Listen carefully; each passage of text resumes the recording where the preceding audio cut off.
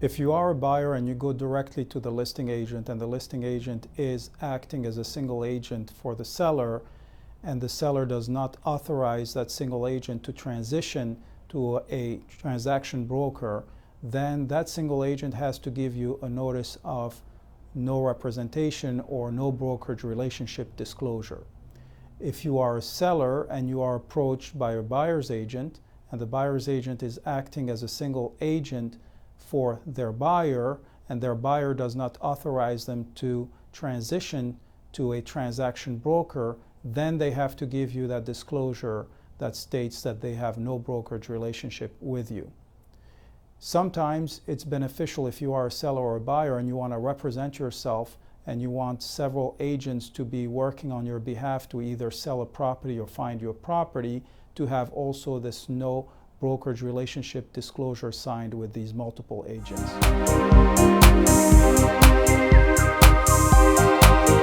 When an agent acts as a transaction broker, it's really in their own interest.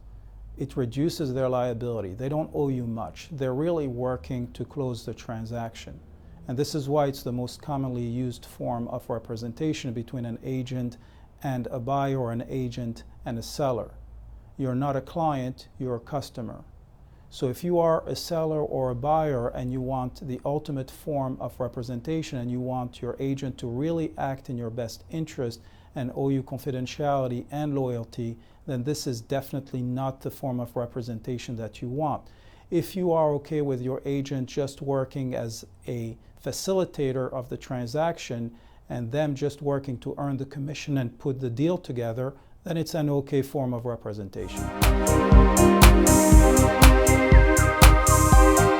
Single agency imposes a much higher standard of professionalism on the agent. It requires full disclosure, loyalty, obedience, and confidentiality. You will not get that with transaction brokerage. So if you are a buyer or a seller and you want to be represented at the highest level, this is the only form of representation that's available to you. If an agent that you're interviewing refuses to represent you in a single agency relationship, then you have multiple choices. You can find somebody else. There are plenty of good agents out there who are dedicated to their customers and clients, and they will represent you in single agency.